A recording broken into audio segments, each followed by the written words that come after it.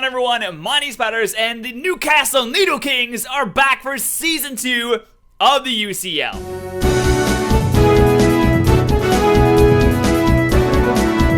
Now, we came in third in Season 1, so I'm happy to announce that we are back with not only a good team, like we had last season, but a better team. I mean, that's debatable, but we have a fantastic team to head into Season 2. The draft was on the 1st and 2nd of July.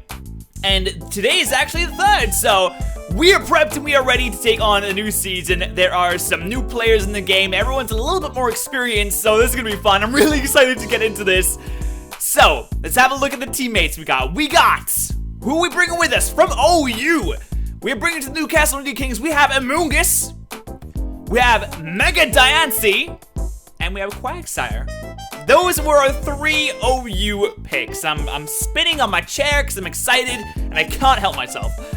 From UU, we have Infernape, Cresselia, I don't know what I'm doing with my hands, and Haxorus. The team captain is back, although he wasn't officially the team captain in Season 1. He's the team captain for Season 2, Dragon the Haxorus, who put on the utmost work in Season 1. He is back, he's on the team, and he is ready to cause a bit more damage.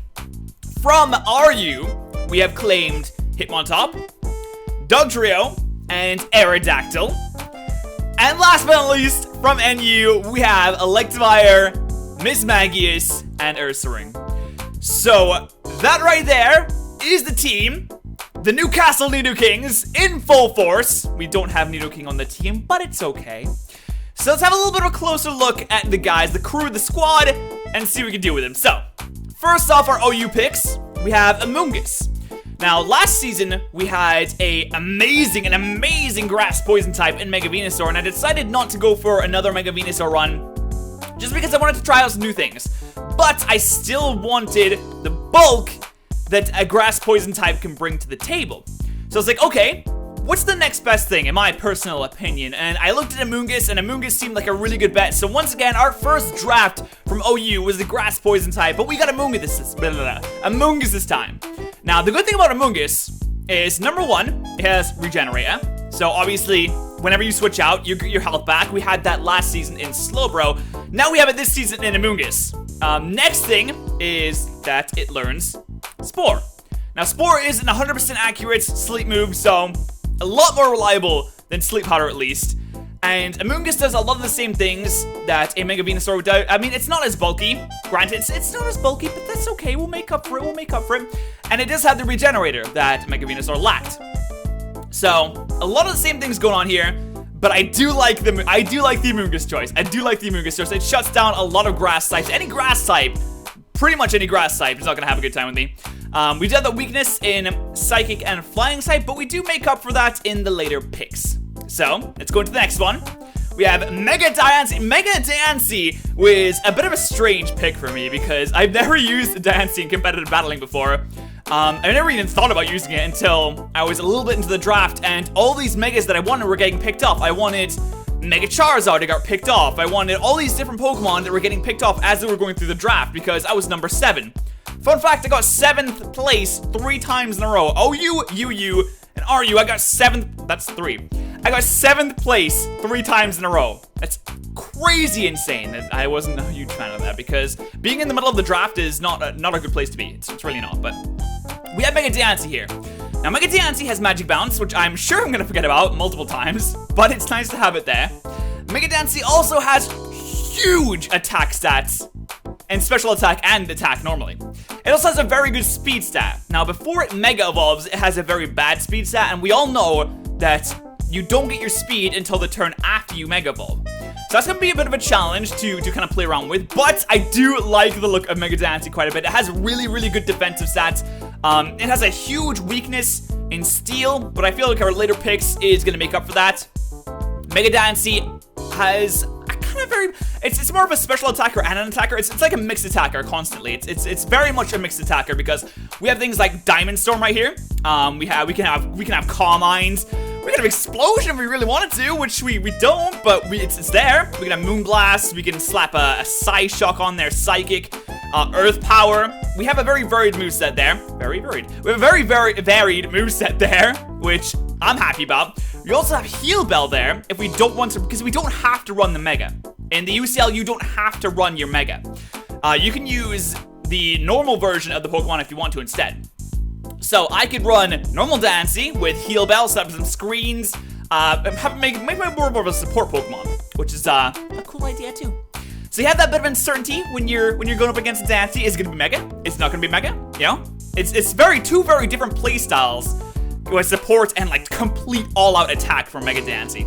But Diamond Storm is actually a physical attack, which I didn't know while I was drafting it. But Diamond Storm is physical and also has a 50% chance to boost your defense, which is not bad if you ask me. It's also a fairy type, and fairy types are widely considered one of the best types in at least competitive play right now. They are very, very powerful, and I'm very excited to have one of the best fairy types in the game on our squad. So that's fantastic. You see this attack? You see this attack stat 160? I mean, its HP stat, granted, isn't that fantastic, but it's fine. It's fine. It's also very speedy. So you get all the mons in the opponent's team kind of low in health, and you're gonna sweep the entire thing. You're sweeping. You're sweeping. This Mega Dancy may look like a princess, but she's not against busting out the broom every now and then to sweep through some teams. You know, she's not against that. All right, so next we have Quagsire, and Quagsire was a bit of a strange pick. Oh, this is coming to the end of OU, so we're kind of running out of things to take, and I wanted something that could balance out the weaknesses that Amoonguss has. For example, Fire type. And I'm also claiming something that Amoonguss can balance out the weaknesses that it has. So Quagsire's only weakness is Grass type, right? And Amoonguss is quad resistant to Grass type. So that's also a very good, it's a very good synergy going on there already. Quagsire is, it's kind of strange. I don't know why it's OU. I mean, it's a fantastic Pokemon. And you're like, oh, if you don't know why it's OU, why'd you draft it? I drafted it because, number one, it has Unaware. So Unaware basically shuts down anyone who wants to set up on me. You know, I'm kind of scared of people setting up on me, because I like to do that a lot to other people, you know, with hacksters, etc., etc. So I was kind of scared of people setting up on me. Unaware really helps against that. Now, the best Unaware user in OU is probably Clefable, but Clefable got scooped up really early. I think it was like the first pick, actually. I think it was the first pick from OU was Clefable. No, it was Black Huron, but it got scooped up really early, though. It got scooped up really early. Also, Quagsire gives me an immunity to electric types, which is fantastic. Quagsire is a very bulky Pokemon. It has Recover, it has Scald, it has Toxic, Earthquake. It can sit here for days. It can sit here for absolutely days. And when I switch out my Amoonguss to go into my Quagsire Amoonguss is gaining health back, Quagsire is eating up hits, we're going for Recover. Everything is happy, everyone's happy. So we have a very, very bulky core right there, which is only gonna get bulkier later on, as you can see right there from the 5th spot on the team. But we're not looking at the 5th spot yet. We're looking at the 4th spot. So our first pick from OU was Infernape. Now, I wanted my last pick from OU. Did I say UU?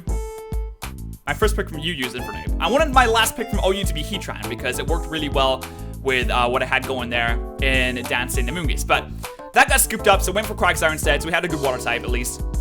But we needed a fire type to complete that kind of trio.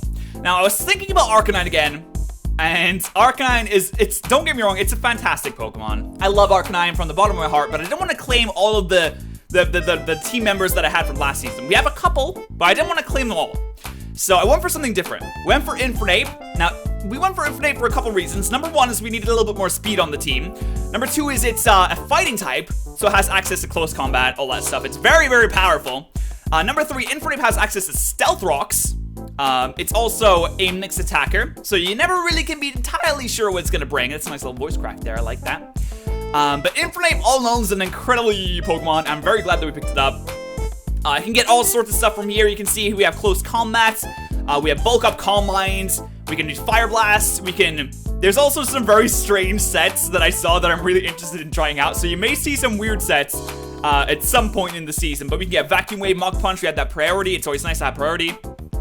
All in all, Infernape is a fantastic fire type. It's great. It's fantastic. I love it. Next, I was kind of debating what kind of psychic type we wanted to get. I kind of wanted Azelf, which was an option when it came to my pick. But I also wanted Cresselia. And I was hinted at to get Cresselia by a couple people.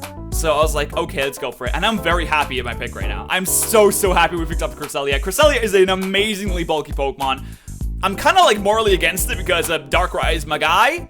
And Cresselia is like the opposite of Darkrai. So like, what do. But sometimes you have to be pragmatic and you have to take the Pokemon that's going to be a best fit for your team. So I have Cresselia here, an incredibly annoying bulky Pokemon. It's a Psychic type, which is good because we were building up a bit of a Psychic type weakness with Infernape and Amoonguss, and I didn't want to add on to that. So I was like, okay, we get a bulky Psychic type to eat up any kind of Psychic type hit. Like it does not care. It doesn't care.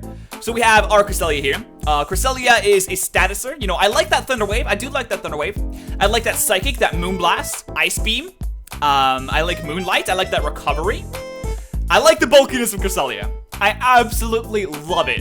And it has Levitate, which gives us a ground immunity, which we didn't have so far, and Dancy's weak to ground, so it's actually, oh yeah, Dancy and Infernape are also weak to ground, so it also kind of gives us something against that ground weakness that we were kind of building up there, so that is fantastic too. As you can see from Cresselia's stats there, 120 HP, 120 defense, and 130 in special defense. Amazingly bulky Pokemon. It's not even that slow. So I'm very happy with this pick. Now he slapped some leftovers on this thing. It's not dying. Moonlight, leftovers, Thunder Wave. You're not moving. I'm not dying. End of story. End of fucking story. Also, we can Calm Mind. So let's see you try and take down this thing. Basically, you ain't got a Weavile. You ain't killing this thing. Or Darkrai. Darkrai would probably help, but Darkrai isn't in this. So Darkrai's too good for this. I would have drafted Darkrai if I could, but I can't. Anyway, our last pick for UU was the main man, Patterrz, the sweeper. Patterrz was the only reason we got to 3rd place in Season 1, and I had to bring it back. I was kind of debating if I wanted to bring it back or not, and no one was picking it up. I was still 7th in UU. So we went down once through 16 picks, and we went through 16 picks again, and then we went through another 6. So that's what? 38 picks from UU, and no one took. Is that 38? 16, 32, another 6, 38. Yeah. 38 picks in UU, and no one picked up Patterrz. Like, I don't know what you're doing. I don't know what you're doing. We got Patterrz back. Patterrz had Molt Breaker. Molt Breaker is fantastic against any of the Rotoms. Rotom Heats, Rotom Wash. Rotom-Mow is okay, but I mean, we use Earthquake against them, right? We use Earthquake against them, so. I love Molt Breaker because it gets rid of Levitators. Well, it doesn't get rid of Levitators, but it makes them vulnerable to our attacks. Patterrz's attack stat is off the charts at 147. Now, we do have 97 speed, so it's a bit below that speed tier of 100, but that's okay because we have Dragon Dance. And when you have Dragon Dance, what else do you need? We have Dragon Dance, we can set up and sweep, we can go for Choice Band, we can go for Choice Scarf. We can do anything we want. And this thing is always gonna have that amazing attack stat. So, very, very happy with that. Now we're gonna move on to the lower tiers. We're gonna click down and go on to the RU and NU picks. That's right. Now we needed a spinner, and I was getting a little bit shaky, a little bit scared because I got picked 7th again for RU. So we're in the 7th spot, and I thought that Hitmontop would be scooped up like that. I thought it was gonna be gone, but nope, no one took it. And by the time it came to my turn, I need a spinner. I need Hitmontop because Hitmontop also has Intimidate. Hitmontop is a very, very bulky Pokemon. Once again, it's a very bulky Pokemon. We're kind of we haven't seen a very bulky Pokemon so far, but it has access to close combat. Obviously, Mach Punch, another priority user, which is always nice.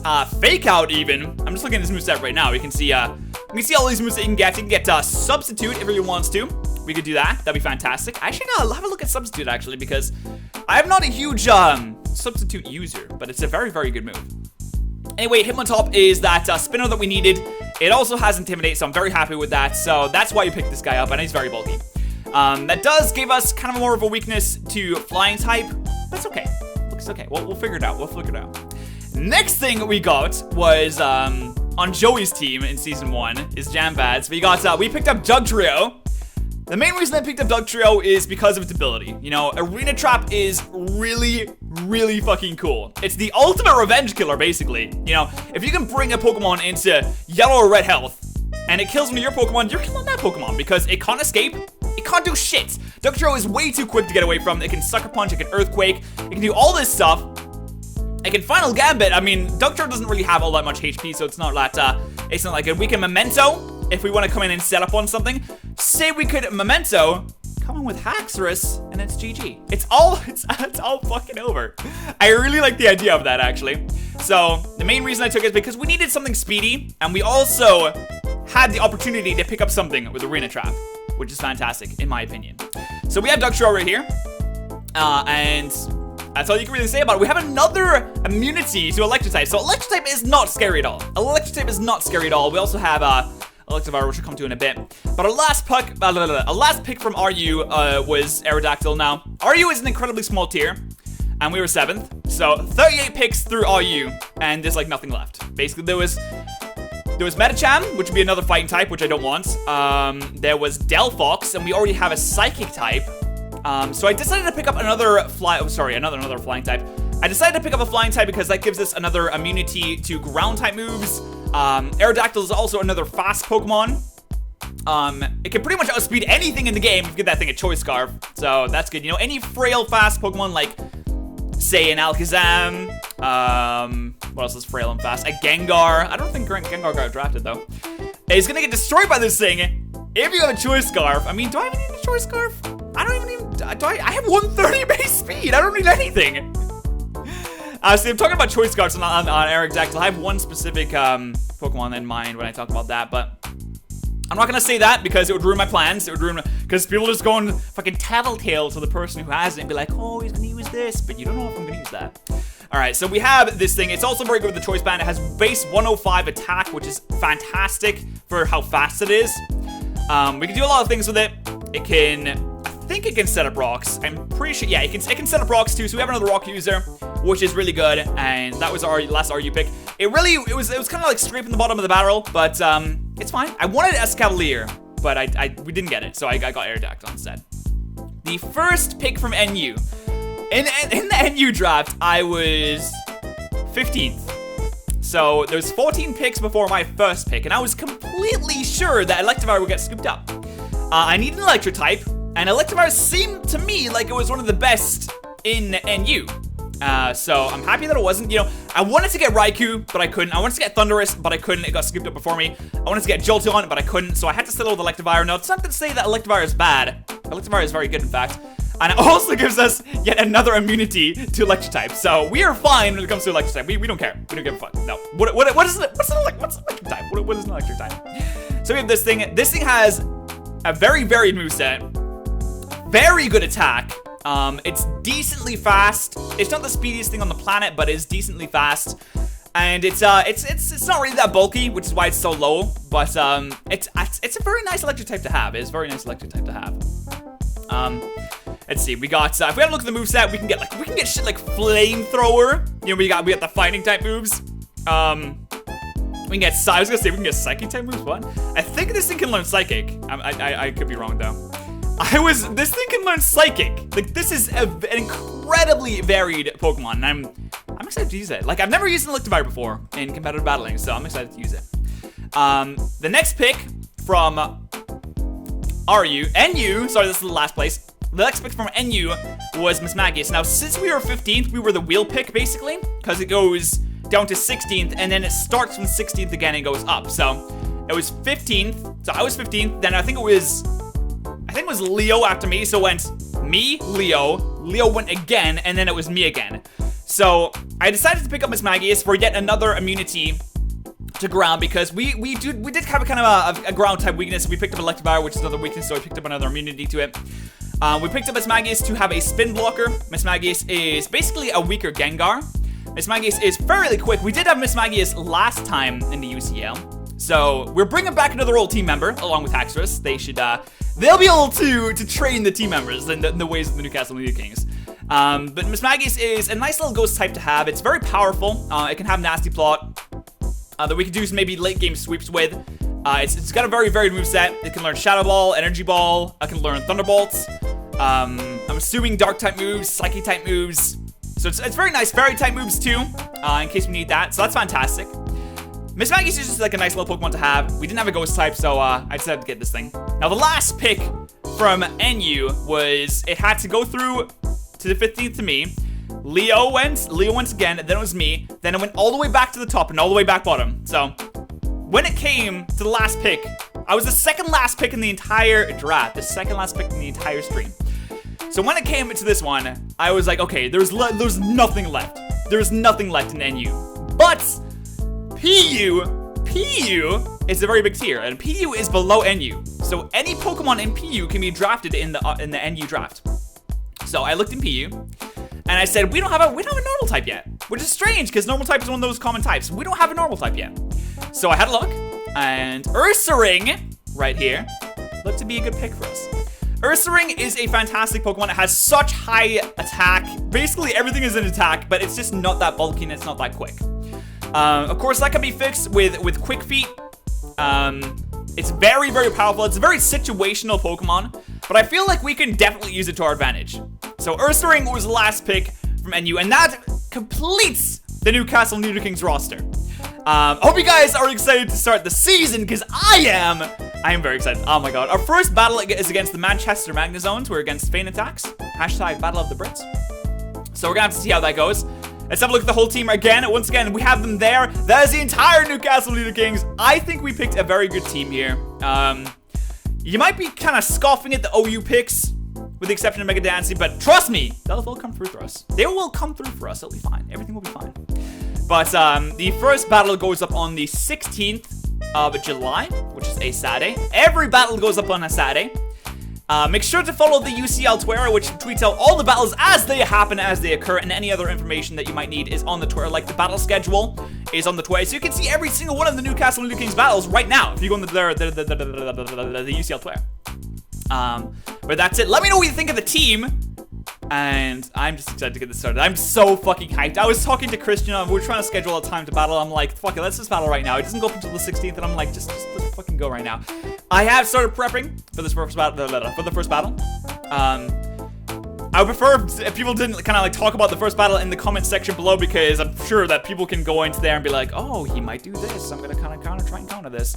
But that's it. Thank you so much for watching, and I'll see you guys in week 1 of the UCL.